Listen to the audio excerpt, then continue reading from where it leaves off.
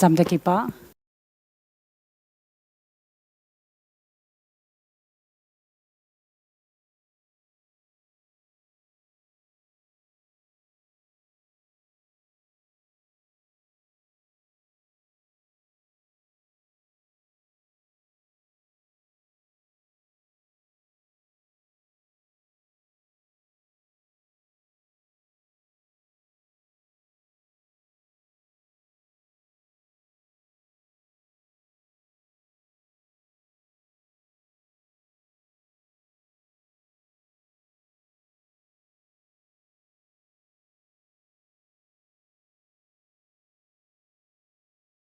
Molt bé,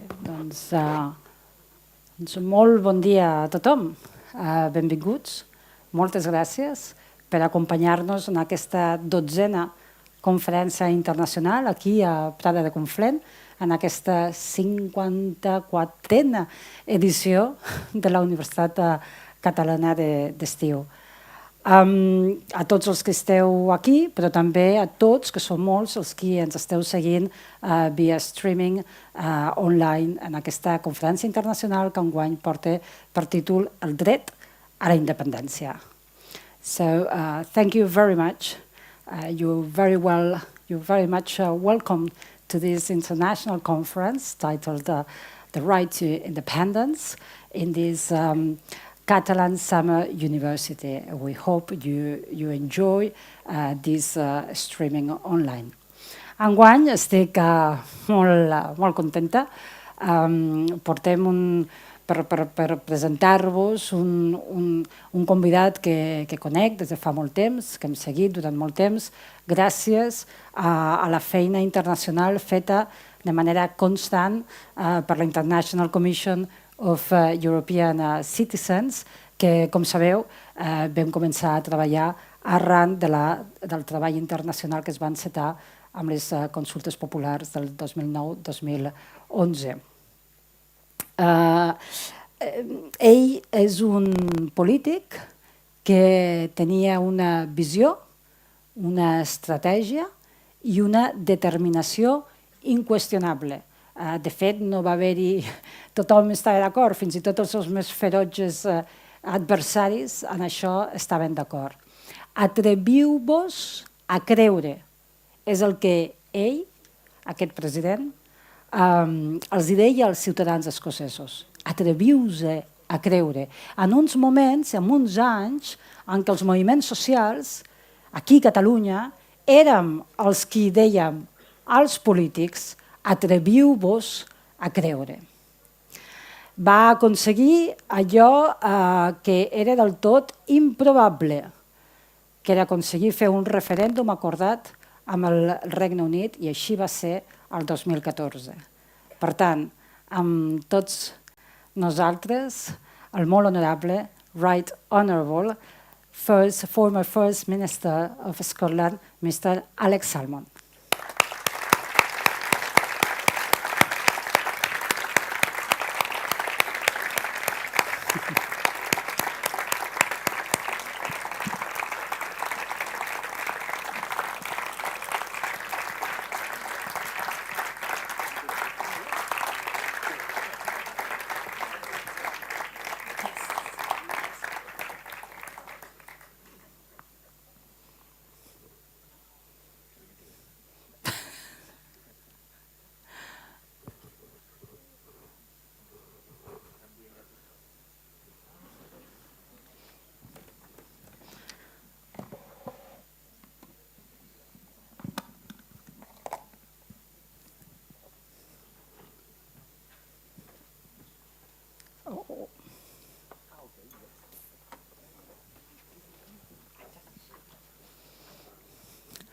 Tasmina, it doesn't fit here.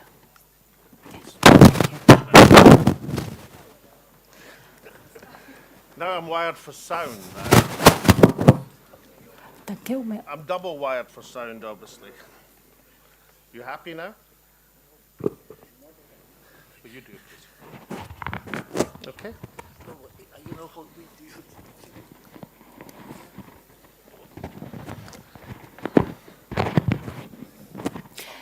Joaquim.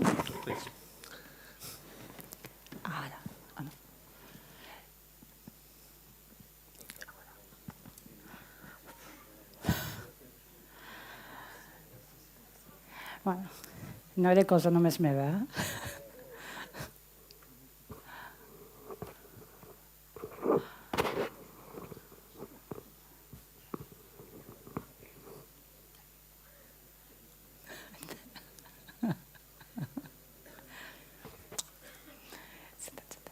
Senta't. Yes. Bueno, aquí som família, em diuen que parli mentre estan amb vosaltres, però ja sabeu... Una carta Sí. que ens va enviar l'any 11, ell, al Pacte Nacional per l'Autodeterminació. Sí, en parle. Ah, el pacte... Ah, d'acord. Nacional per l'Autodeterminació, a l'època era això. Ah, fantàstic. És la carta que ja ens va enviar. Ah, molt bé. Li sembla si li ensenyem després, quan acabem la conferència? Quede-s'ho. Digue'm. Vale, li enviaré. Yeah, what do you- Saps com enviar-ho? Thank you. Sí, que us envia, però si me l'envia a mi, jo li envio. Sí, ja sé. Gràcies, Well, as they say in all the best programs, after that small interruption. Now, friends, Anna, and thank you for your kind introduction, Anna, described me as the Right Honourable Alex Salmond. Now, this description doesn't mean I'm particularly honourable, and it certainly doesn't mean I'm right. What it means is I'm a member of Her Majesty the Queen's Privy Council, which is meant to give her advice. I can say that Her Majesty the Queen doesn't always take my advice in matters of state, but nonetheless that's what it means. Now, there was a king, Charles II, who was King of Scotland before he later became King of England in the 17th century, of whom it was once said, he has never said a foolish thing and never done a wise one. To which he replied, that's because my words are my own and my actions are my minister's. Now, for this speech, if you find what I've got to say inspiring, interesting, galvanizing, important, then these are my words. If, however, you find it depressing, divisive, ridiculous, that's Anna's translation. Okay? Molt bé. So let's proceed on that basis. Now, the title of the speech is The Right to Independence. And what I want to do is to look at the comparative examples of Ireland, Scotland, and Catalonia. Now, I make these choices not because I'm diminishing the rights of other stateless nations to independence. I'm not. Nor I'm suggesting that these examples, these three examples of Ireland, Scotland, and Catalonia are identical, because they're not. Catalonia isn't Scotland, Scotland isn't Catalonia, neither is Ireland. I do it because these three stateless nations, in the case of Ireland, a partition state, of course, could be called the frontrunners in Europe, or likely to become fully independent states within a defined period. And there's enough parallels to measure the success or otherwise of the whole variety of initiatives and strategies to progress an independence cause in the modern world, and to inform and learn from these things for the future. There's also the case that there's a tendency within each nation to regard their case for statehood as somehow sui generis, alone and special to itself, and that, in fact, in my estimation, has aided the opponents of democratic change. I'm calling today for much more cooperation, much more interest, much more exchange of ideas, in particular between the nations of Ireland, Scotland, and Catalonia. Now, first, let me deal with the similarities. All three of these nations, these stateless nations, are historic European nations with identities and cultures as strong as any in Europe. All three national movements have been largely successful in the last century. Now, some at this conference may find that a surprising remark, but if you look at the sweep of history, it's undoubtedly correct. I mean, 1 century ago, 100 years ago, Ireland was ruled, in titular form at least, by an English Lord Lieutenant, as in fact it had been since the Norman conquest of England. 50 years ago, Catalonia was still under fascist repression. And 25 years ago, Scotland had a quasi-colonial administration composed of politicians from the least successful parliamentary political party in the country, a party, the Conservative Party, which then lost every single Scottish seat at the UK general election of 1997. So in comparison now, Catalonia is autonomous, Scotland is devolved, and Ireland is independent, albeit still partitioned. In all three, the political struggle for full independence continues, but that should not blind us to the substantial progress that's been made over the course of that history. And of course, we have to recognise the differences between these three examples. In Ireland in particular, there was a conscious decision by a section of the national movement to continue to pursue the cause of Irish unity through armed struggle. That's not been the case in Catalonia, post at least the Frankist period, or in Scotland. In Scotland and Catalonia have been just about the most constitutional and peacefully focused national movements in European, probably in world history. And neither Catalonia nor Scotland, incidentally, will be accorded any credit in Spain or in England for that fact. Instead, the tame establishment media will present every sack of dust in the dedicated constitutionalism of Catalonia or Scotland as if they were massive planks of wood. And there's an example of that actually in Scotland this week. There was a demonstration in Perth in Scotland held to demonstrate against the two candidates to be Conservative Prime Minister. And in the demonstration, it was a journalist from the BBC was insulted by one of the crowd. Nobody knows where that person came from. There's various explanations for it. But it's certainly something that shouldn't happen. It's something that was wrong. It was silly. It was pathetic. But the press presented it as if it was the most enormous issue. It was a storming of the Bastille. In fact, it was a small, isolated, and not particularly important incident.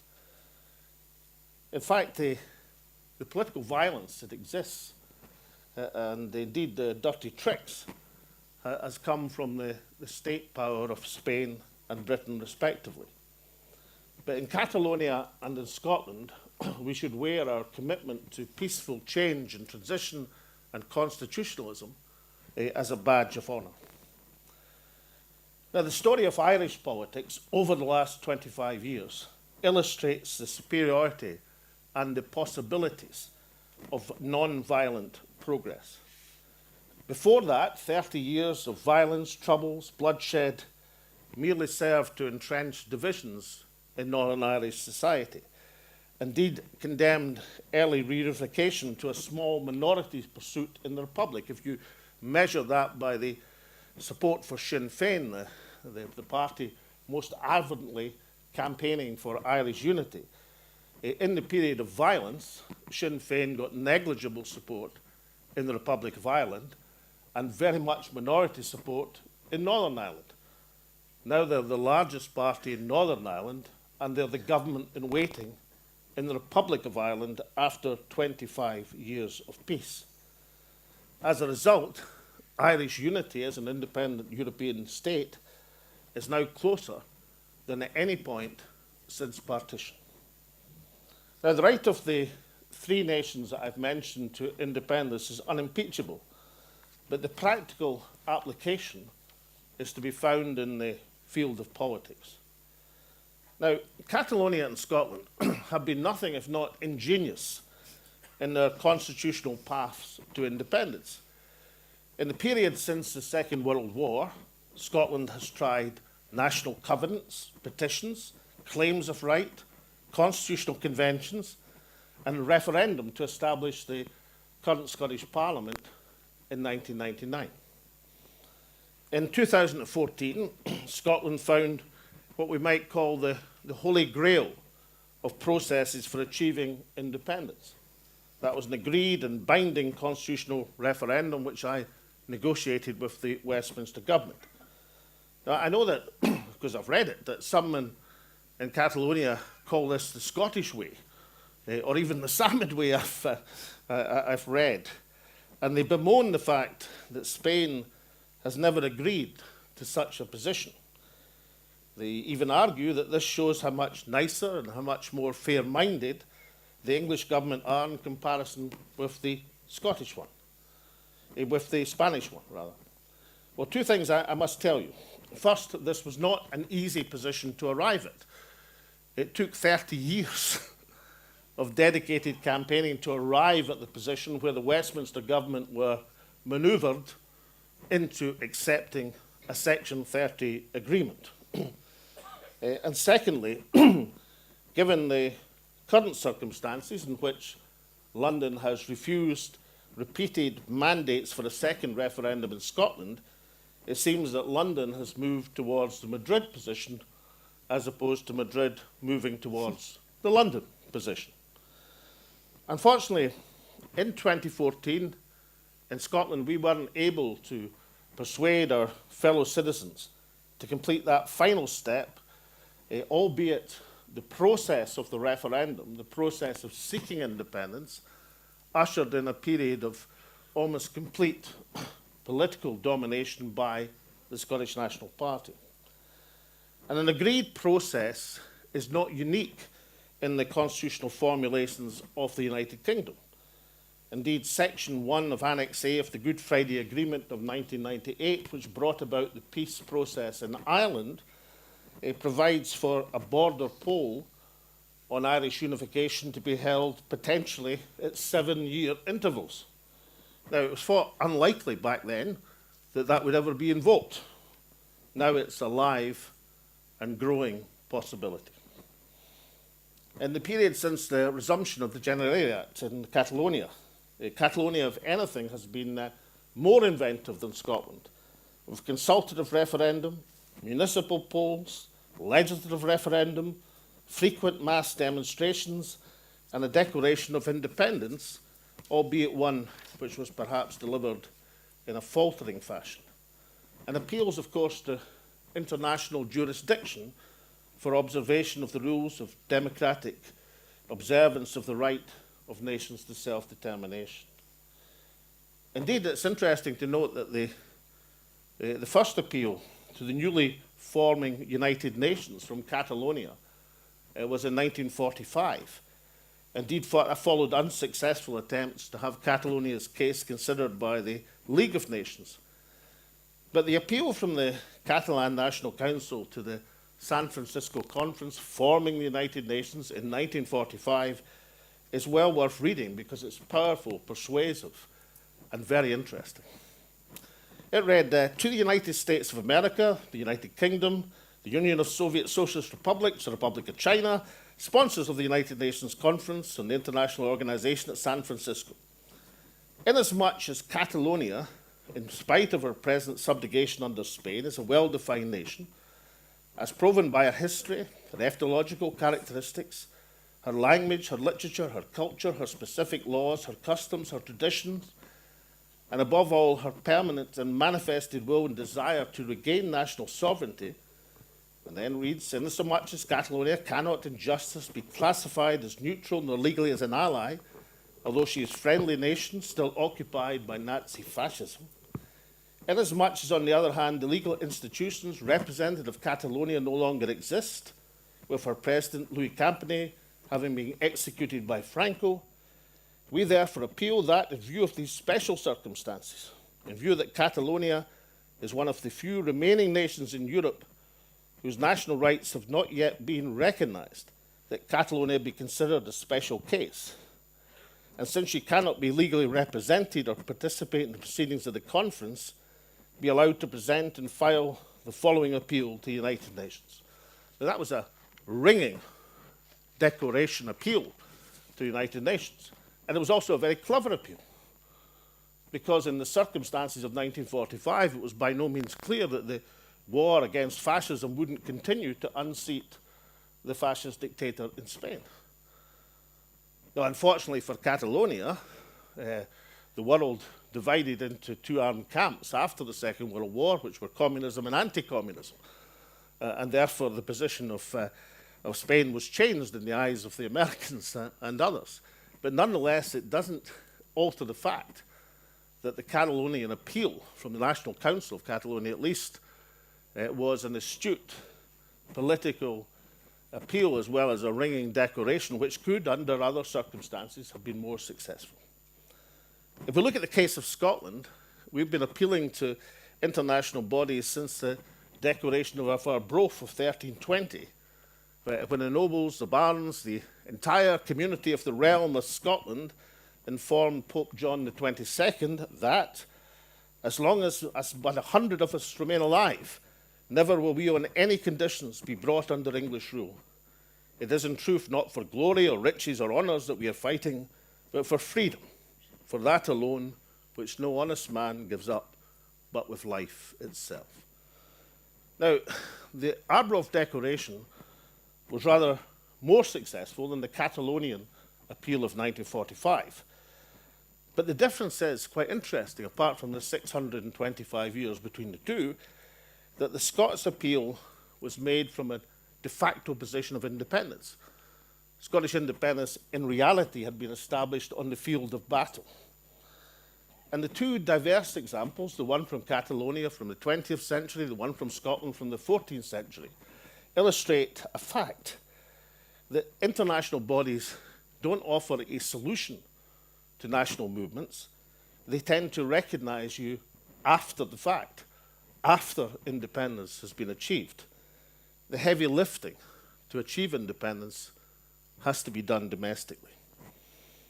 Now, if we bring ourselves up to the present day, consider the lack of international government reaction to the Spanish state's repression of the October the 1st referendum.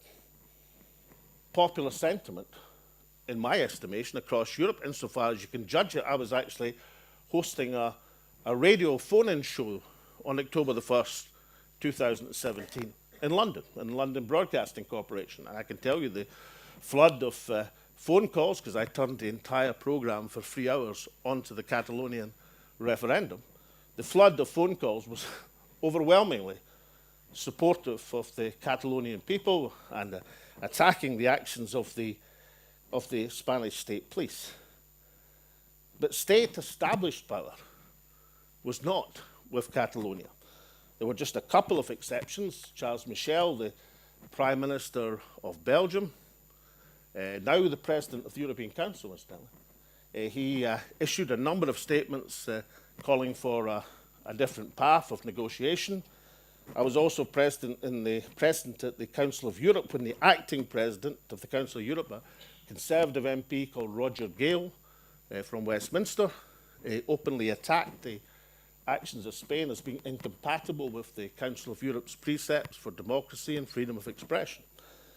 But these were very isolated examples. Catalonia received very little established support from established power centres. And the reason is actually quite obvious. Spain was, and is still, a member of the European Union.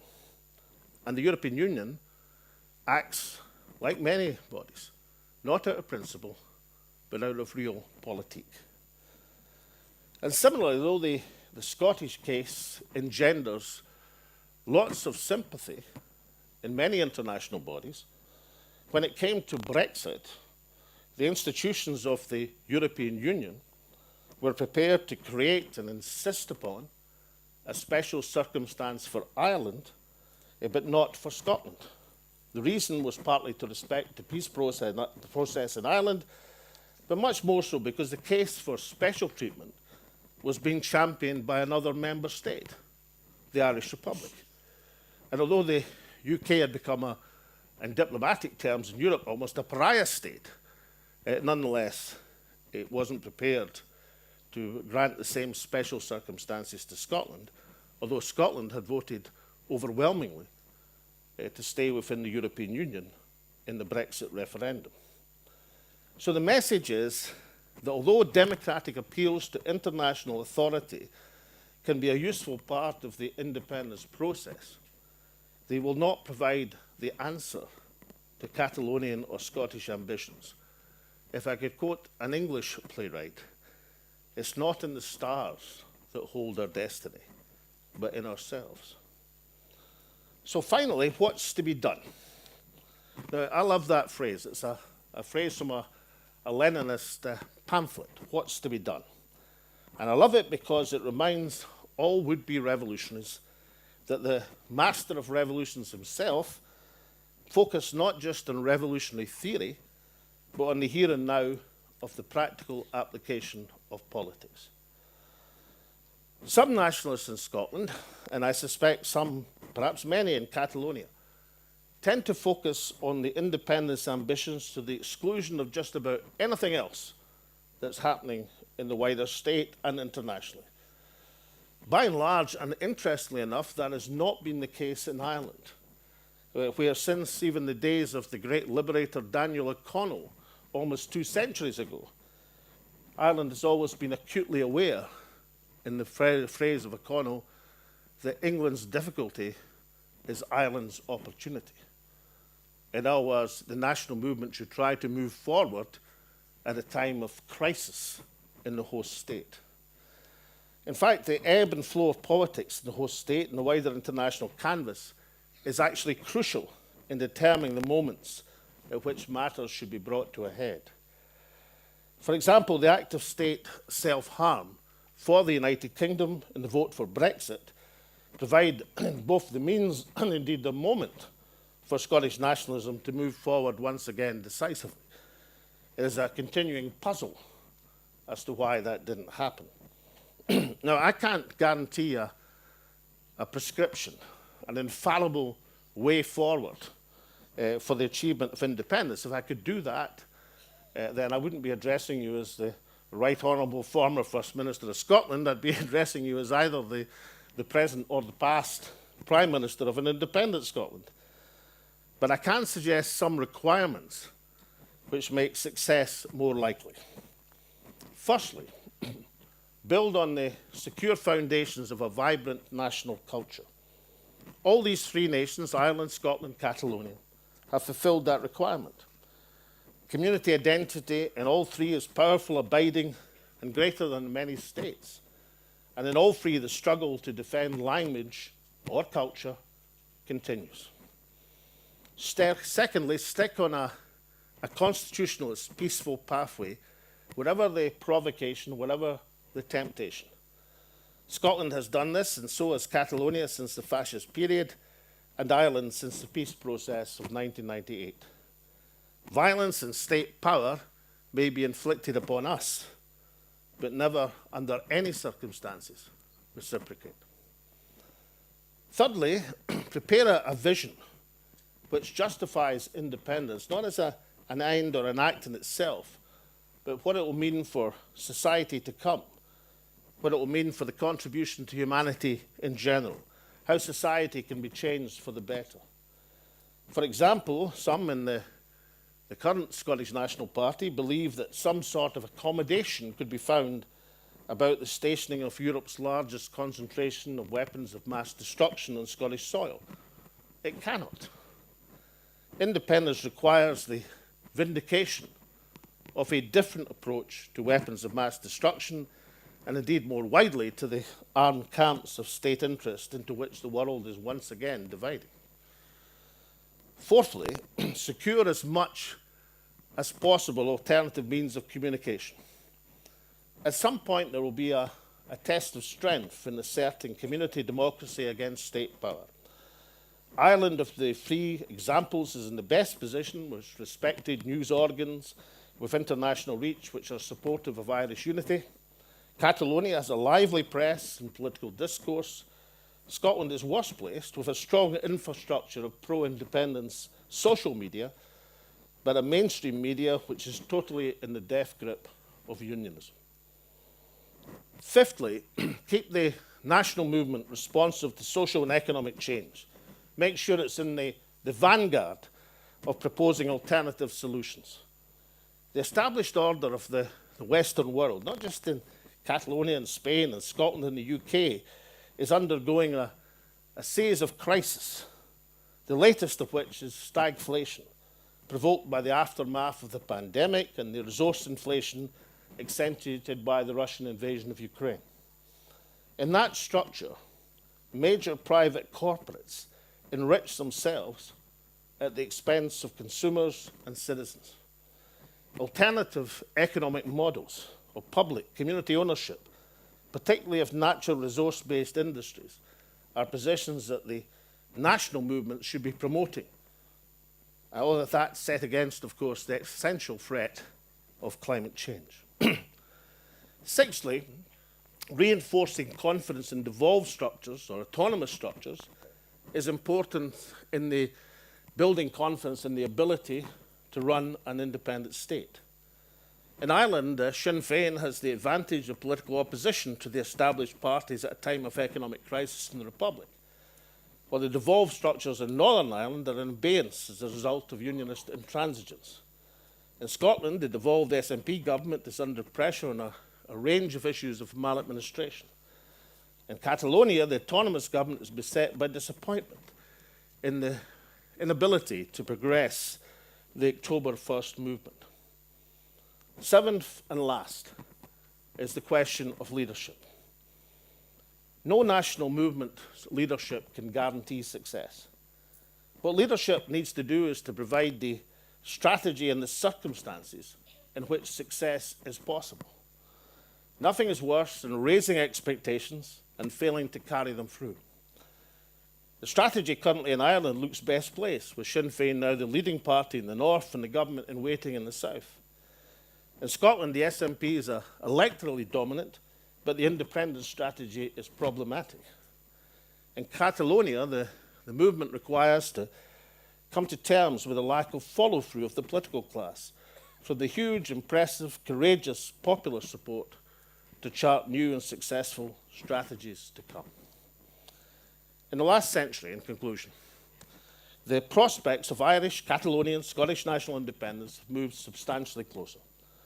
All three movements have embarked on journeys which once thought impossible are now well within the realms of possibility. All three have challenges ahead if they are to break the state power which will block their democratic pathways. The right of independence is absolute, but the reality has to be fought and won in the field of statecraft. Clear thinking is required if any of all three are to be welcomed fully soon into the community of nations. My belief is that greater contact and sharing of strategies with these and other peaceful movements and stateless nations is required. That is to offer the mutual support which will assist each nation as it embarks on the continuing struggle to find new opportunities for a new point of national decision. Thank you very much.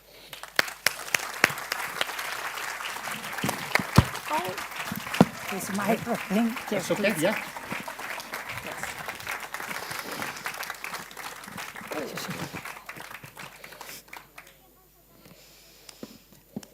Yes. A second that we are tied to this. Oh. So. I wish to thank you once more for accepting our invitation and being here with us today. Només comentar-vos que tot el discurs l'heu tingut imprès en català i que ara tindrem la conversa que fem cada any, però aquest any no traduiré tot el que parlem perquè si no es fa molt llarg i no tenim tant temps per parlar, que és el que volem, oi? So basically, thank you very much. It was a great words that you were saying to us.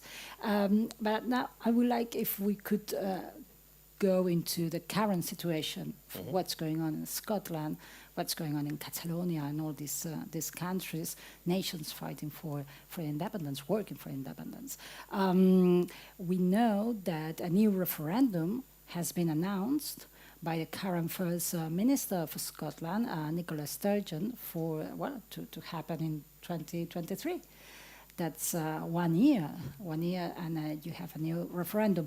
But looks like the UK is not that happy with this announcement, and they're not really giving the agreement to it, which could be, as you said, quite shocking for all of the Catalans and many other people in Europe, that when we were fighting for our agreed referendum, we were told that we couldn't because Spain is so bad, but you could, not thanks to the Scottish determination, but because of the grace and goodwill of the UK. So now maybe it comes to a shocking situation for Catalans and many others if it happens that the UK is not that happy with that now. What happened here? Are they not that democratic anymore, or what, Mr. Salmond? Well, you're quite right. My successor, Nicola Sturgeon, has announced there'll be another referendum on October the 19th next year. I think, I've got it circled in my diary. I'm very hopeful that this will take place, but I anticipate one or two obstacles on the way to getting there. Right now, I think it would be possible with a campaign of parliamentary intervention, of popular agitation, of diplomatic pressure, to make the UK government back down. Why do I say this? Because the UK is in a huge political crisis just now, a huge economic crisis. It has few friends in Europe. It is in a weak position, much weaker than it was 10 years ago. So with the right campaign, it's possible that the UK will back down and do the best thing, which is to have an agreed referendum. Nicola Sturgeon is, if the request is refused, is then going to go to the UK Supreme Court. I don't agree with this. I think, one of the good things about studying other international examples is you learn lessons from the Spanish Constitutional Court or the Canadian Supreme Court. To go to the Supreme Court of the United Kingdom, which is stationed 2 minutes walk from the Palace of Westminster, and say, "Can you help us?" is a big ask. To explain, I was brought up to believe that there was 3 great lies in life. One was, "Darling, I'll respect you in the morning." The second was, "The cheque is in the post." And the third was, "I'm from the UK government and I really want to help Scotland." These are the 3 big lies. So I think it's foolish to go to the UK Supreme Court. I think the answer to asserting the Scottish democracy lies in the political process in Scotland. Okay, and so these years then, we've heard lots of names for a referendum. They are consultative, they are binding, they are unlawful, they are legal. What is how a referendum can be illegal? What do you think about all this myriad of different names? In my estimation, a referendum can never be unlawful. If you think about it, how can a consultation with the people, how can a wish to let the people speak ever be considered unlawful? To say it's unlawful is an abuse of the Spanish language, the Catalan language, the English language, or any language. It's a nonsense. Referendum are either agreed or they're not agreed. Now, obviously, it's better to have a situation where a referendum is agreed, because that means once it's voted on, it's followed through. But the phrase unlawful is a phrase obviously used to discredit attempts by national movements to consult with the people. Look, in the 1770s, the United Kingdom regarded the American colonists as unlawful. Not just unlawful, as traitors, because they were rebelling against King George III after the acceptance of defeat. Then it became lawful because the Americans had won. So referendum, in my view, should never be described as unlawful. Consulting the people, exerting democracy, is not unlawful. Hitting people over the head, or dragging them downstairs, or preventing them voting, that's unlawful. And if anybody did that without a police uniform on, they would be arrested. And so they should be. But asking people to express their wishes should never be considered unlawful. Great. And Nicola recently was talking about the consultation. I was also referring to the Brexit, and because in Catalonia this naming, this adjective of the referendums are so important, maybe also we could explain better what she meant, maybe about what she meant with a consultation. Well, Nicola was making the point that in the United Kingdom, which has a doctrine of parliamentary sovereignty, of the Queen in Parliament, as it's called, then any referendum that's ever held in the context of the United Kingdom has no automatic legislative effect.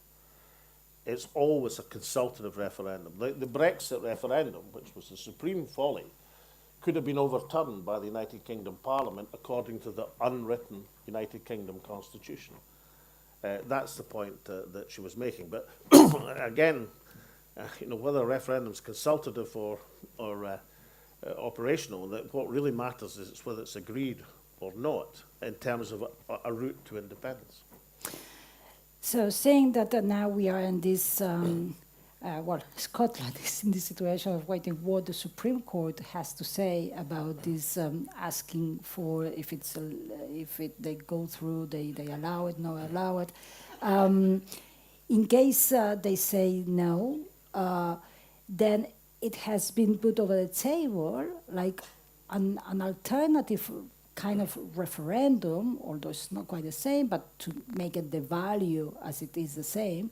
And it's called something that in Catalonia we also know about, this plebiscitarian elections. Well, I mean, a plebiscite election where you say in the absence of a referendum, right, we're going to have this election is going to be the democratic decision. Now, that has possibilities, but it also has disadvantages, the leading one of which is the other side might say, no, it's not. And an election is decided by other things, not just the one issue of Scottish or Catalonian independence. You also have certain requirements if you're going to make it work. I mean, firstly, you'd have to have one candidate supporting independence in each parliamentary seat, if it's like Scotland, a first-past-the-post Westminster election. You have to have one candidate, because if you don't have one candidate, then the independence forces might operate to stop people being elected, which you didn't want. And secondly, and probably most importantly, you should judge it on number of seats, not on number of votes, because it's not the same thing as a referendum. And if you win a majority of seats, then you should know what you're going to do if you're successful. The point I made earlier about the job of political leaders is not to try and guarantee success, because nobody can ever do that. The judgment is up to the people. But you have to guarantee that if people do support what you have advocated, then it will happen. That's the job of political leadership. So if you're going for a plebiscite election, excuse me, you have to work out what you do if the other side says, no, we're not counting that. We're not playing. We're not paying attention to you. So you come back to the political strategy of how you bend a state power to democratic will. Now, people say, oh, that's dreadful, how do you do that? There's a huge number of examples in world history of countries doing that in peaceful, democratic manner. Mahatma Gandhi didn't raise a hand to anyone, but over a process of 30 years, he brought India to independence through peaceful free action. It doesn't happen overnight, but they had a campaign and an objective and won that campaign. In fact, I can just say that much of the institutions, if you look at the institutions of Spain, for understandable reasons, they still have the hallmark of fascism in many of the institutions of Spain. That's understandable because of the two fascist periods in Spanish recent history. In the institutions of the United Kingdom, still have the hallmark of empire. because of the hundreds of years of empire. And there are prominent people in the United Kingdom, particularly in the Conservative Party, but not just in the Conservative Party, who think as imperialists do, and right as imperialists do, even after all of the experience of all of the countries which have become independent from London since the Second World War. There are 50 countries, 50, have become independent from London since World War II. And in the course of my political career over the last 30, 35 years, I have met the ambassadors, the high commissioners, as they're called, from every single one of these countries. Large countries, small countries, populous countries, less populous countries, rich countries, poor countries. I know the one thing they have in common. Not one of these 50 ever said to me, we're coming back. We want to come back again. That's the common factor they had. So even after the experience of so many countries becoming independent, many people in the Conservative Party, but particularly in UK politics, still think in an imperialist attitude, just as Spain was much afflicted by the fascist periods. Només per fer en català una... You want questions? Perdó? Ah, d'acord. Sí, ara ja he dit al principi, perquè si ho fem com sempre no hi ha temps a que hi parli més, però ara faré un breu. Bàsicament li he preguntat sobre què passa, perquè, sisplau, és que és constant. Li he preguntat bàsicament què passa amb el fet de que Anglaterra, o millor dit, el govern del Regne Unit, no sembla estar disposat a acompanyar, diguéssim, aquest referèndum que ja ha estat anunciat per... Can I make a suggestion? Yes. If the lady asks a question, you translate it to me and I'll do my best to answer it. Yes, but okay. But it will be repeated. So then we wait for the end, because she just wants to know what you just said all this time. So, bàsicament, ell opina que ha de continuar la lluita política fins que estan d'acord, perquè és democràcia que estiguin d'acord. Si no s'ha dit de fer unes eleccions plebiscitàries, en cas que hi hagi unes eleccions plebiscitàries, s'ha de guanyar per escons i no per vots. El que és molt important és que no hi ha referèndums il·legals. Això és imprescindible que entenguem, que no hi ha referèndums il·legals. I bàsicament estava explicant com hi ha moltes similaritats amb l'actitud imperialista que tenen els estats per no reconèixer aquests drets, però com tantes altres nacions que són independents no tenen cap intenció de tornar a no ser independents. Per tant, el que ara li volia preguntar és en base de quina és la campanya que esperen a fer. Because either you do go through and make a referendum, like we all understand a referendum, or either if you go for plebiscitarian elections, what is clear is that you have 1 year, so I guess that a lot of things are going on, because a campaign has to start moving, and it needs to start the yes campaign or the campaign for independence. So I guess you are ready, knowing the strategy of the government, of the yes campaigners. How is the strategy to achieve this yes? Well, one of the benefits of saying there's a referendum next year is that the campaign starts. And my experience was from the 2014 referendum, that it wasn't until the referendum was fixed that the people engaged. And it was as a result of that support for independence started at 30% and came to probably over 50 at one point, and settled in the day at 45%. So you have to have a political objective coming up for the campaign to be engaged in. But it's fair to say that's happening in Scotland now. There's a much more activity pro-independence. The question that the independence forces have to answer particularly those who are planning the strategy, is what they do the day after the vote to see that the people's will is respected. That's what you plan for. That's the job of political leadership. There won't be any problem with the campaign. The people will take care of the campaign, but the leadership have to take care of what you do the day after. You want to translate that? Yeah, bàsicament, el que és la campanya, s'ha de començar una campanya i la gent, les associacions, el moviment social, segur que faran la campanya, però el que és realment important és entendre quin és el pla, quina és l'estratègia que el govern té previst per un cop guanyes aquell referèndum, per un guanyes aquelles eleccions plebiscitàries. Aquí està la clau de tot plegat. And actually, referring to this, a lot of times you've mentioned that there are two key points to the right to independence to make it effective, and that is legitimacy and recognition. On legitimacy, Catalans, I guess we do find ourselves very legitimate for independence, not only because of the history, but how we manage with the grassroots movements to get absolute majorities, win the referendum that was binding, and also because of the violence that the state inflicted on us. It's obvious that we need to be independent. But on the question of recognition, in case you have won, or the Scottish people would prefer to vote yes massively, and you have won the referendum in 2014, what is what you had planned or to take forward, or which were the main criteria for you to achieve that recognition? Well, there wouldn't have been a problem in 2014 because it was an agreed referendum.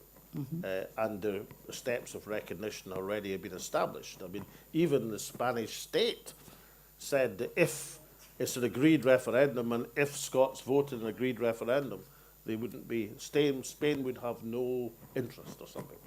So even the most suspicious of people, they would have accepted that. The key is not in an agreed referendum, is how do you get international recognition for an electoral democratic process which is not agreed by the parent state. And that is tricky, but it's not impossible. It's been done elsewhere, it's been done by other countries. And one of the messages from today, it would be a very helpful start in that process if people trying to achieve democratic change in nationhood and statehood in Ireland, in Scotland, in Catalonia, started working together in a much more organised way than has been in the past, and stop being kind of snippy about it and saying our case is better than your case or your case is not as good as their case or whatever. I mean, these cases are not the same, obviously. Countries aren't the same. But the underlying principle of self-determination, of respect for democratic rights, is the same. The objective of becoming a European state to build on being a European nation is the same. And all three are nations with a comprehensive history which would be greater and more recognised as national status than many of the states in Europe. So there's enough similarities to justify cooperation. And believe me, when David Cameron, the British Prime Minister in 2014, I didn't agree with him, obviously. But he had been compared to the bunch that are in now. He was a political giant in comparison with these idiots now. But David Cameron, when he thought he was about to lose, he must have run up a huge phone bill from Downing Street. He was phoning everybody. He phoned Barack Obama. He phoned Vladimir Putin. He phoned Angela Merkel. He phoned Her Majesty the Queen. Desperate to say, you must say something to help me. It would be awful if I lost. Now, the point I'm making is not that David Cameron was in a panic in the last few days of the referendum.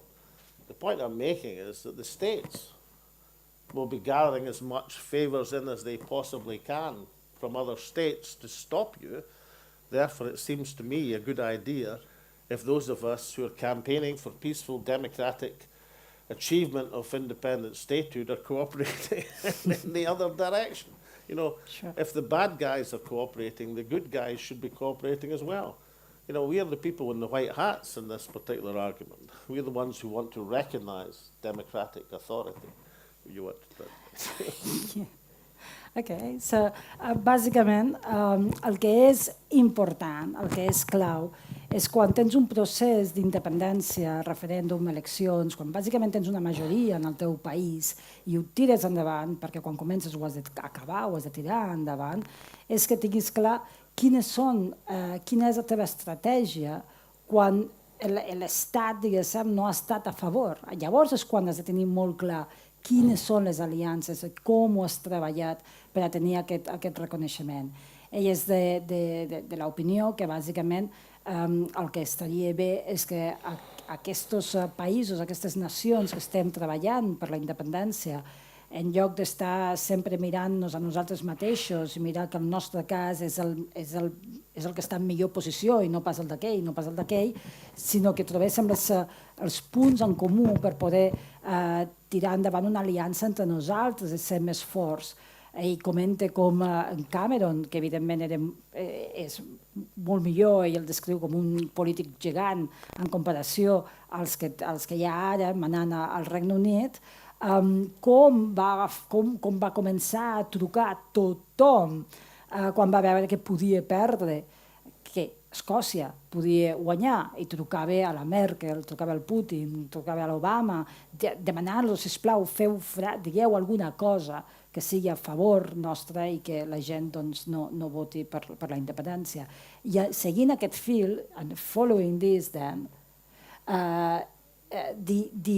what the states that, as you say, they work together and they will work together, they managed to introduce to our nations this thing of thinking that independence, even one independence, is not good because of the domino effect.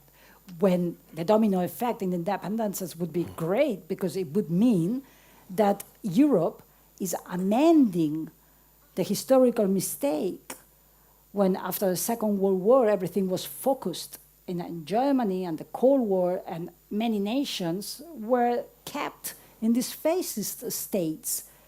And there we are, and this is where we are.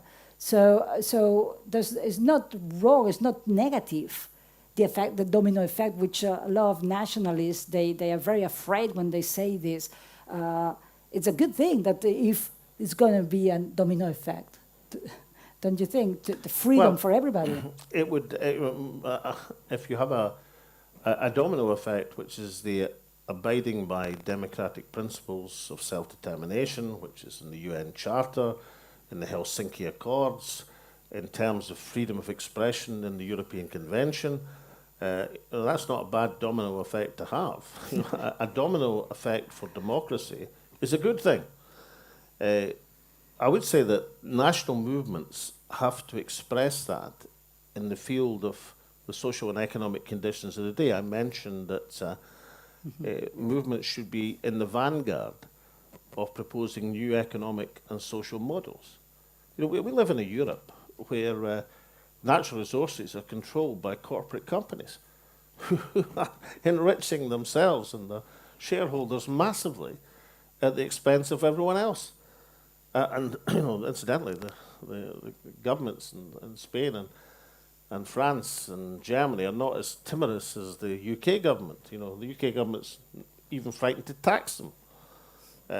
And as a result, you know, people are facing inflation at 10% and wages at 5% and fuel bills at 100%. You know, ownership, I mean, national community-based democracies, particularly in a world where natural resources is going to determine the economics of the next generation in a way which is more so than ever. You know, renewable energy, water, key natural resources cannot be left to the hands of greedy corporate power. If that happens, we'll all better start saving up for our water bills and our fuel bills because it'll be a difficult world to live in. So, you know, the democratic movements for independence must be associated with new structures for people to run things better. so that we can justify the accession of statehood with the different models and ideas being put forward to make people's lives better and to face some of the challenges, particularly the existential threat of climate change. So national movements should be associated with these vanguard ideas, as opposed to just to play the normal political game that's being played very badly in a lot of European major states at the present moment. To a greater or lesser extent, European countries are heading for major unrest, major crisis, major difficulties, because people, don't like seeing their standard of living hopelessly eroded, and they don't like it in particular when they see billions of pounds of profits to oil and energy companies. Per tant, un efecte dominó de les independències, sempre i quan aquestes independències estan dins del context de les lleis internacionals, dels convenis internacionals, de Helsinki, etc., doncs és una fantàstica notícia, oi? Vull dir, no hauríem de sentir-nos acomplexats quan ens ataquen amb això. Benvingut, un dominó efecte de la democràcia, d'acord? La qüestió és, a banda d'això, aquestes independències en què s'associen? Quina és la seva fortalesa? Hauríem de posicionar-nos com forces defensant les idees més avantguardistes, més de l'avantguarda de l'ecologia, de tots aquells temes que ens fan, em surt en anglès, espero, que ens fan avançar com amb creativitat a nacions i estats que es fixen, que rebutgen potser el com ha d'estar establert amb tots els grans beneficis corporatius i que això, evidentment, l'únic que ens pot portar és aquestes crisis que veiem venir per causa de com els estats estan gestionant totes les grans qüestions. Per tant, els moviments nacionals que volem la independència, aquí també podem oferir un benefici a tots aquells que estan tips de tota aquesta manera de funcionar i volen quelcom diferent i nou. And then to end, many European countries, Euskal Herria, Catalonia, Flanders, Scotland, absolute majorities. We started that there were not these majorities, and these recent years, with all the grassroots movements, we all, politicians and activists, we managed to get our countries to have absolute majorities, MPs in the parliament. But none of us is independent. Many countries have the mandate for independence with electoral plebiscites, with referendums, but now it seems that even Scotland may not, maybe yes, we hope so, be able to do a referendum, and even if they do, and if not agreed, they will have a challenge to apply the winning independence.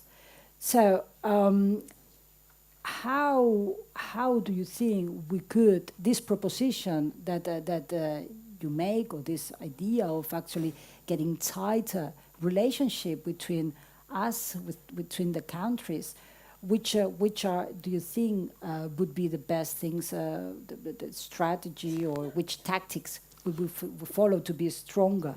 Well, I mean, I outlined 7 prerequisites for success. But I mean, I took Ireland, Scotland, and Catalonia because all 3 are close to full statehood. Doesn't make it inevitable, but it's likely. Ireland, because it has, for the first time, a growing acceptance in the north that this is an inevitable consequence of the changes in Brexit.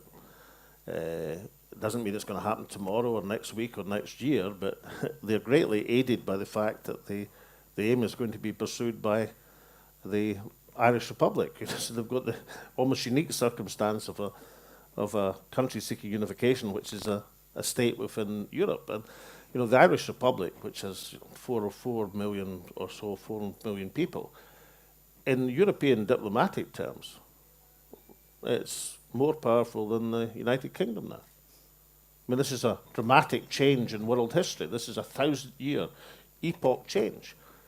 The Irish Republic, for many centuries a colony of England, is now in European political terms as a member state of the European Union, in terms of political influence within that union, more important than the United Kingdom. That is a reversal of 1,000 years of history. And Scotland and Catalonia, in my estimation, if we pursue the correct strategies, are close to independence. As for cooperation, I mean, the cooperation, it takes place in a whole range of ways. We should start doing it. I mean, today, for example, or yesterday and today, the First Minister of Scotland was meeting the Spanish ambassador, and the Constitutional Minister met him last night. Well, fine, but, they should be meeting the Catalan politicians. Exactly. I mean, there has to be much more of a recognition. I mean, in terms of Ireland and Scotland, these are two countries which couldn't be closer. There are blood of our blood, the bone of our bone, the shared Celtic history. But for understandable reasons, in the period of violence and armed struggle in Ireland, people in Scotland didn't want to know because they didn't want to be associated with armed struggle, correctly in my view. But now we've had 25 years of peace. Thank goodness. And therefore, the kind of embargo about contact and embracing Ireland and Irish politics is gone. These are big changes. And I chose Ireland, Scotland, Catalonia because these are the three countries in the vanguard, the most likely three countries to achieve full statehood within the next foreseeable period. Doesn't make it inevitable, but it's helpful if you pursue the right strategy. This is the Spanish and British Prime Ministers phoning in to find out what's going on here. Please. El senyor Bertrana està Could you get a few questions from the audience? I translate what...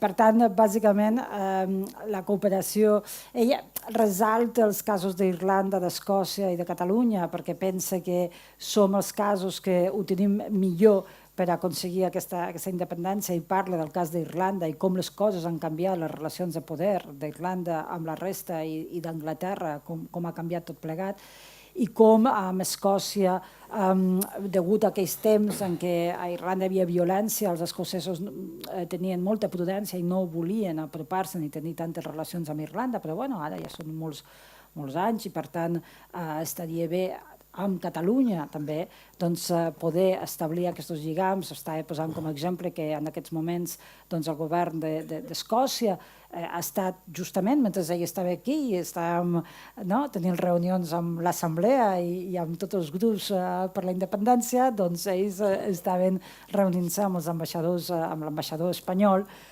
I llavors, bé, potser estaria millor que ens estiguéssim reunint amb nosaltres, amb els partits polítics i amb els activistes catalans.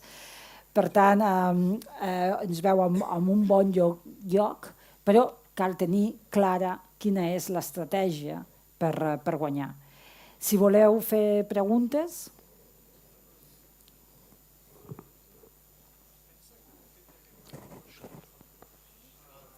Louder. The fact that Boris Johnson he's not anymore, would that be beneficial? And if it's not the case? Perquè el dia que Catalunya... Molt bé. Sí, ara sí? Millor? Sí. Doncs li preguntava, aviam si pensa que el fet que plegui el Boris Johnson els pot beneficiar. I després, que si fos així, que s'espavilin amb la independència d'Escòcia, perquè potser seria un país que en el moment que Catalunya es declarés independent ens podria reconèixer. Gràcies. Gracias. Well, if you think that the fact that Boris Johnson is now dismissed is a beneficial thing for Scotland, and if that is the case, could you please hurry up so when Catalans declare independence, we do have for sure one country recognizing us? Well, on my suggestion, it would be two. There'll be Ireland and Scotland. Yeah. But Boris Johnson was described as the great recruiting sergeant for Scottish independence.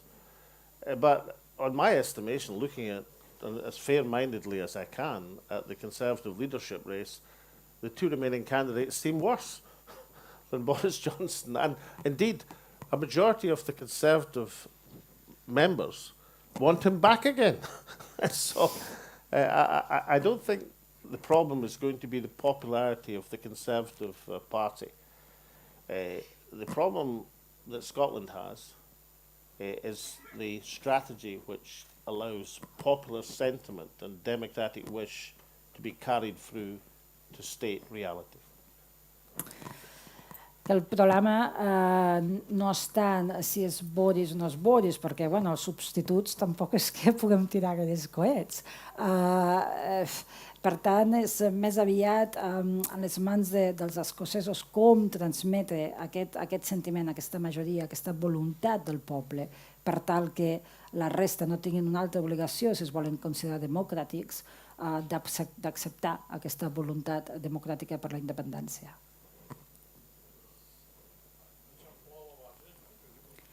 Eixamplar... Bueno, també és veritat, també el que ha dit és que el Boris era una mica allò que aquí a Catalunya ens agradava tant de dir, que a vegades els espanyols fan la feina perquè els catalans ens juntem encara més per la independència, no? Pels atacs que ens en fan. Doncs deia que el Boris estava sent un gran recruitment, aquell qui digues. Un recruitment, aquell que contracta la gent, no? Perquè facin una feina, vull dir que...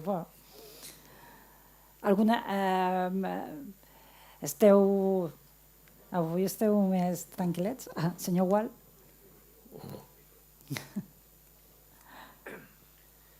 Una petita pregunta lligada amb l'estat francès. L'estat francès juga al rugby amb un equip estatal i participa a un torneig que se'n diu el tournoi des 5 nacions. I en aquestes nacions hi ha Escòcia, hi ha Irlanda, hi ha Anglaterra i el País de Gales. Com se fa que a Gran Bretanya reconeixin, almenys en aquest nivell, aquests països com a nació, i que a França, no em pot contestar ell ben segur, no ho reconeixi. Però el que volia dir també és que quan hi ha un que obtingui la independència, tots els altres seguiran. I és això que els hi fa por. Imagineu si a l'estat francès hi ha un tros que tingui independència, que sigui el País Basc, que sigui Catalunya, que sigui Còrsega, que sigui Neocaledònia, tot això, tothom voldrà seguir. Per tant, és el primer que ho tindrà que tirarà endavant tots els altres. Molt bé, sí senyor, ara ho faig.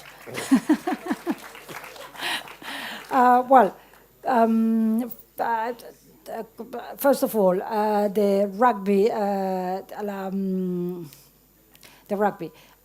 He was saying that on the playing of the Six Nations, in which they have the Scotland and Ireland and Wales, they all play together. We still have not gained that. We still have not achieved to be able to have a position in which Catalonia or Euskal Herria can play on this level. And second, he was saying that what they fear most, and that's why they work so close, the states, is that even as soon as one of us we achieve the independence, all of the rest will follow. Good. Great. Things are quite interesting. You mentioned rugby. In rugby, Ireland play as one country. Not Northern Ireland and Southern Ireland, Republic and Northern Ireland. They play as one Ireland. Irlanda juga com un sol equip, no tenen dos equips. And they're very good at it. If you may have watched the European Championships, right? The 1500 meters for women yesterday was won by a Scottish athlete running for the United Kingdom. But in the Commonwealth Games 2 weeks ago, she won the same race for Scotland. Sí, la mateixa atleta que ahir va guanyar una carrera de 50 metres per la bandera per Regne Unit, la setmana passada correia per Escòcia i també va guanyar el títol, però aquest cop per Escòcia. Even more interestingly, in second place in the Commonwealth Games came a Northern Irish athlete who won the silver medal, obviously not beating the Scottish runner, who obviously won, but a very good athlete nonetheless. And she came second again, but this time running for the Republic of Ireland in the European Championships, the same runner, 2 weeks apart. So, there's already signs that the things are breaking up. I've been told that Catalonia has a very good football team, even better than the Heart of Midlothian, which is amazing to me. And maybe that Barcelona became a sort of Catalan national team, perhaps. But look, also, I think Catalonia and Scotland should be in the Eurovision Song Contest. I mean, I know it's the most god-awful event in world history, but we should be there. And we couldn't do any worse than the Spanish or UK entries over the last 40 years, that's for sure. So you look for recognition of nationhood before statehood as much and as best as you can. And I mean, that's what I did as First Minister of Scotland. I'm sure the Catalan politicians see the importance of that, of Catalonia being recognised in some form, in some way, in some field of endeavour, and the more the better. But can I return to the key point I wanted to make? I know that people are frustrated in Scotland and Ireland and Catalonia. We haven't done it yet. But if you look over the sweep of history, we're much closer, very close, and much better than just a few decades ago, much, much better. When I grew up as a lad in Linlithgow in West Lothian in Scotland, the idea that Scotland would have a parliament was laughable. Nobody thought Scotland would have a parliament. When I campaigned and we secured the parliament in 1999, the idea that there would ever be a nationalist government in that parliament was regarded as ridiculous. In fact, they organised the electoral system specifically to stop it. And yet in 2011, we broke the electoral system and won a majority in a proportional parliament.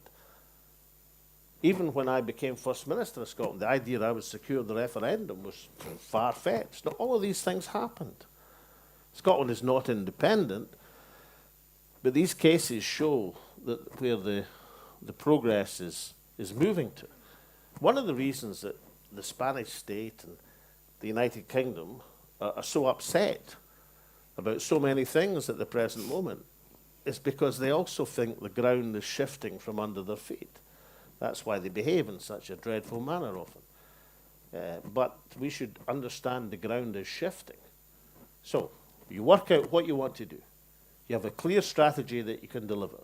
We have as much information and collaboration and dialogue between people who are trying to achieve the same democratic purpose.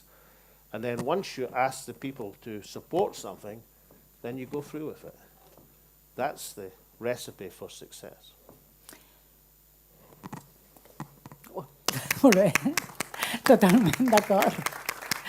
Un cop tens l'estratègia, un cop tens el suport i un cop t'hi poses, ho acabes. Això és, evidentment, també una gran frase que ens dona. Bàsicament, sobre el tema dels equips nacionals, ell està comentant que a Catalunya els polítics el que han de fer és continuar insistint en aquest tema, però, vaja, aquí ara entre els catalans, ja sabem què va passar amb les federacions catalanes. Terrible, d'acord? Per tant, bé, sembla que en lloc de pressionar i anar endavant, hem anat anant darrere. O no us heu notat que no sentiu res més de seleccions catalanes? Què ha passat amb allò? Ha passat com lo dels jutges, lo dels bisbes. Bisbes, tot ho anem abandonant. Per tant, alerta aquí amb quina és la pressió que els polítics fan a Catalunya sobre aquestes coses. Després, tot així ha dit que, clar, que entén el desànim que pugui haver no només a Catalunya, sinó en aquests països que, ostres, nosaltres hem fet la feina, la majoria hi és, què passa? Perquè tot i així, entenguem que estem molt més a prop del que estàvem. I ha posat, per exemple, com a Escòcia, era impossible pensar que primer garantirien el seu Parlament sobirà, i ho van fer. I després que garantirien el poder tenir una majoria absoluta era de riure, era absolutament no realista. Fins i tot el sistema electoral estava fent per a prevenir que això pogués passar. I ho van aconseguir. Igual que el referèndum, quan jo abans us he dit que era el president que va aconseguir un referèndum que era del tot improbable, vosaltres potser penseu, el tot improbable, com que tenim la percepció que allò va anar tan fàcil, no, era del tot improbable. Era del tot improbable. Va ser la realpolitik, va ser el tenir l'objectiu, la visió, l'estratègia en lloc i saber on vas i tenir l'actitud que saps que quan ho comences ho acabaràs, aniràs fins al final. Això és el que espanta els estats. I per això va aconseguir ell que el Regne Unit al final acabés acordant-ho.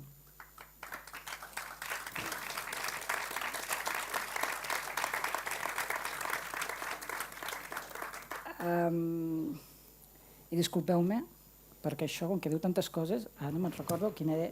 I avui se m'han trencat les ulleres, o sigui que, un moment, entre el micro, les ulleres, és tot un espectacle, això.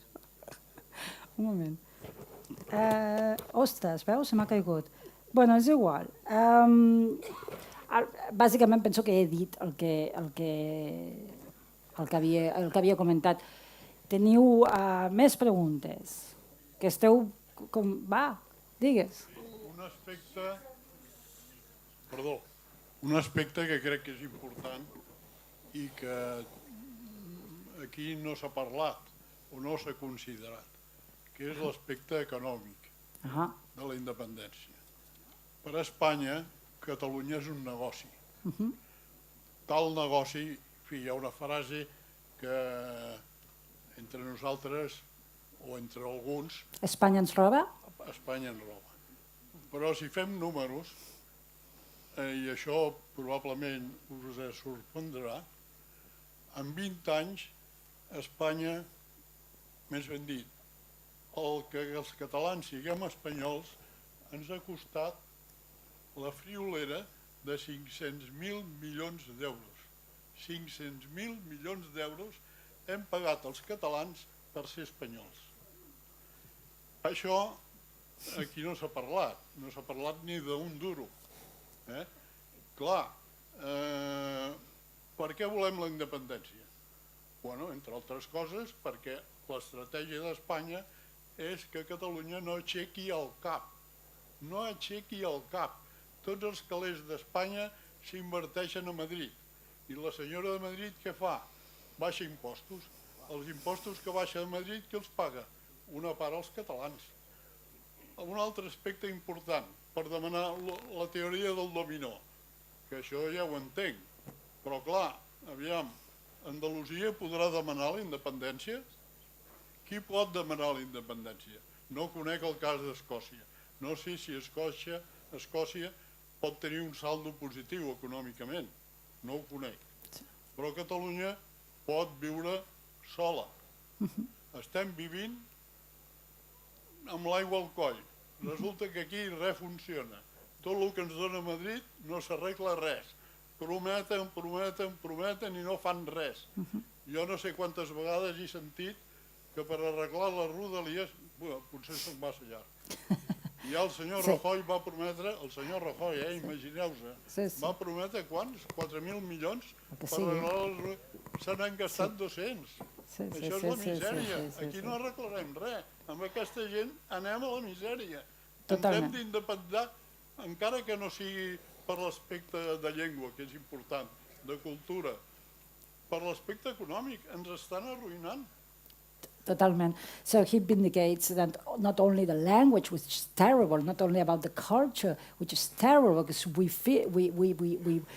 We suffer the state violence in all the different fields. But about economics, he's saying that as Catalans, in order to be Spanish, we have paid in 20 years, I'm going to say it in the Catalan way, 500,000 millions of euros. So it's not a cheap thing to be Spanish. And the reason is that Spain state that doesn't want us to do anything good. In fact, what they invest in Catalonia, the plundering that we suffer, what they invest in Catalonia is so ridiculous. Just to make a point, Valencia-Barcelona is the train most frequently used in the Spanish state. And still, it's like a pain to do this journey. It's unbelievable how many speed trains they have in Spain that they are not really that much used. So, the economic is a great field, and linked to this, he said, i lligat amb això has dit una segona cosa, la cosa econòmica, i després has dit... no, la cosa econòmica. Això. Sí, and then he asked if, like Catalonia, you think Scotland is also like a growing benefit that you do. That you make more money than that without the UK you can survive. Well, by profession, I'm an economist. I was an economist before I went into politics. And I'm quite certain that both Catalonia and Scotland would be outstanding successes in economic terms. But independence is not a balance sheet equation. Independence is about the right of self-determination. It's about the idea that people are better governing themselves than letting other people do it for them. By and large, on the whole, world history tells us that people are better with their own democracies as opposed to having governments imposed upon them. That's what independence is about. It's not a balance sheet.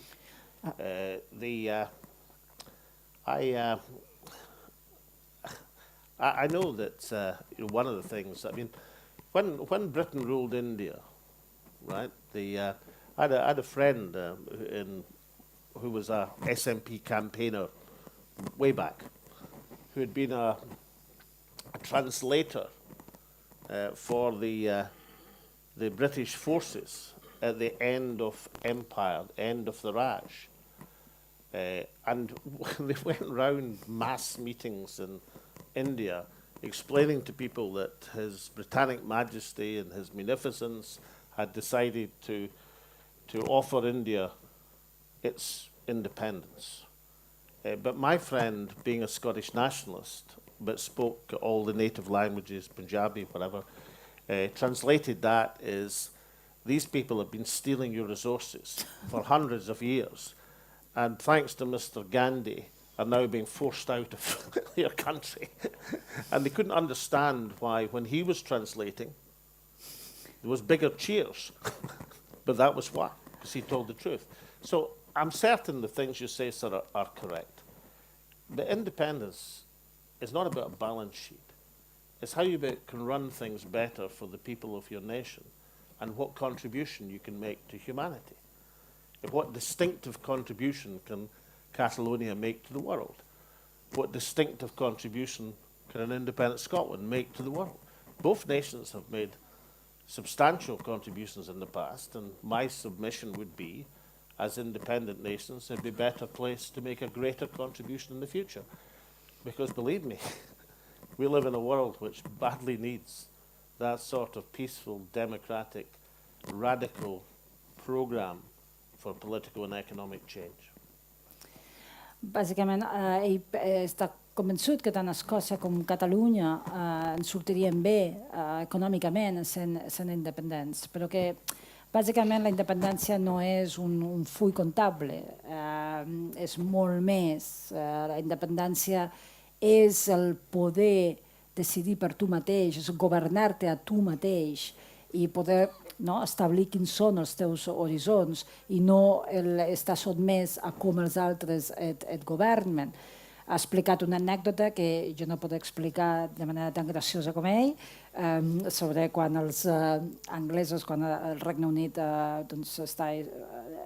tenia ocupat la Índia, i com un traductor bàsicament no va fer la feina, que a vegades a mi m'acusen d'això, però avui ho estic fent molt bé, i estic només dient, després li dieu el que ell diu, com un traductor, bàsicament, el de les British Forces, els britànics, els soldats i tota aquesta gent, estaven fent un discurs i l'Índia tindrà la independència, tot això, però el traductor diu, recordeu que aquests són els que us han ocupat, els que va començar a criticar-los de manera ferotge, i es veu que la gent, en vista que el traductor deia que l'altre estava dient aquestes coses tan bèsties del que havien fet els anglesos, van començar a cridar com a bojos, els altres estaven una mica espantats, van dir, què passa aquí?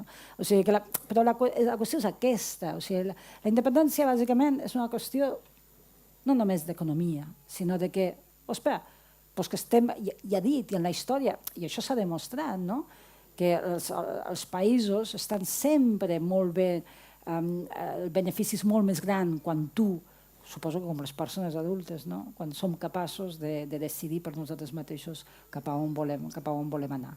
Havia per allà unes noies, no? Perdoneu, aquí, no sé, aprofiteu. Tenim 5 minuts, vull dir, aprofiteu. In the case of Catalonia, in your opinion, if any way to agreeing a referendum deal was rejected after many, many years, which should be the next step? La meva pregunta és que quin ha de ser el proper pas després de molts anys si no es pot aconseguir cap referèndum pactat? He did it in English, no? Yeah, I mean, perhaps some people didn't. But he does in Catalan. The point I was making was there is no magic formula. There are a number of circumstances which make independence more likely. I listed 7 of them. And of course, it helps when you're comparing strategies between the free countries or the free nations that I gave examples of.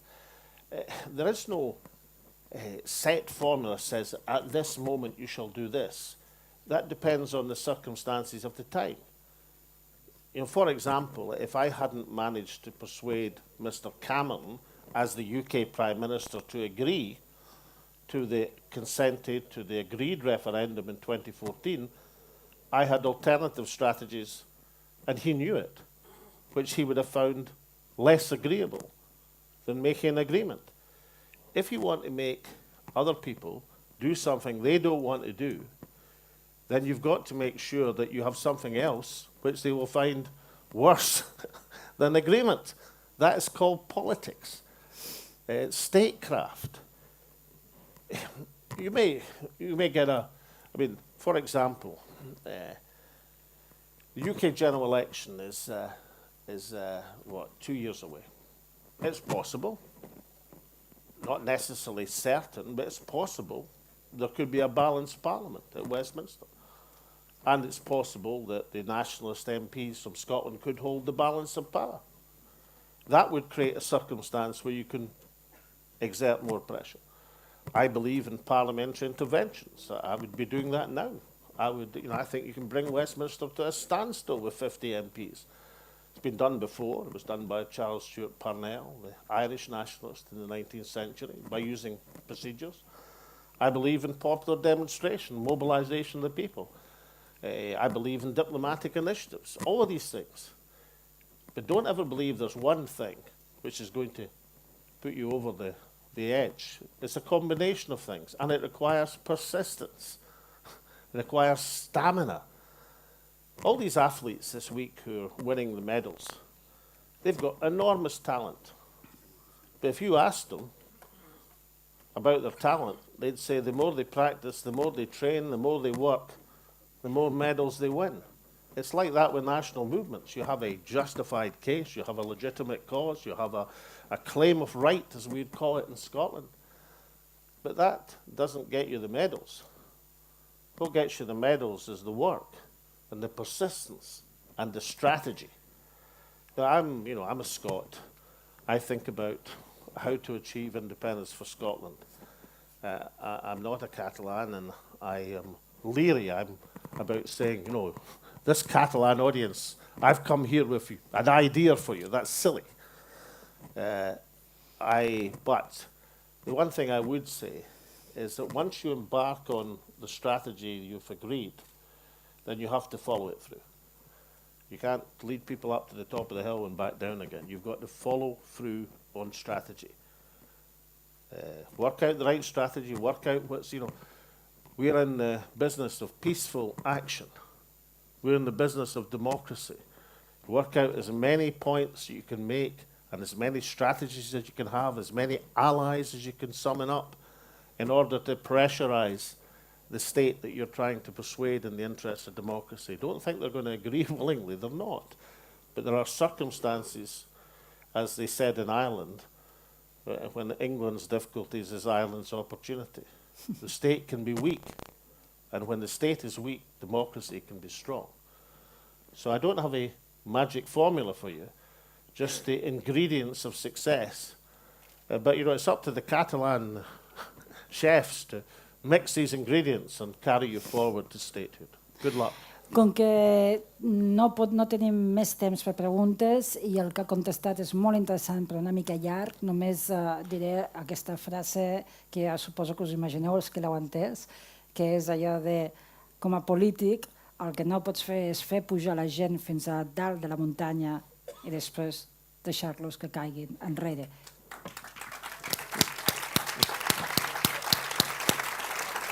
S'ha d'elegir, cada país ha d'analitzar, ha d'elegir quines són les estratègies i quan la tens clara, tirar endavant i no resignar-te. Estem en el negoci, en l'activitat de la democràcia. Per tant, endavant, i jo afegiria que l'Àlex Salmond sempre ha estat un polític que des que el vaig conèixer ha donat unes grans frases, no quan menciona d'altres, sinó d'ell mateix. Avui n'hem tingut un petit tast i bàsicament estic molt contenta que hagi vingut. Vosaltres ara, quan hem acabat, si voleu apropar-vos, si teniu més comentaris o reflexions, doncs li podeu fer, està contentíssim d'atendre-us. I moltes gràcies a vosaltres per tornar a aquesta conferència i moltes gràcies a ell. Independència.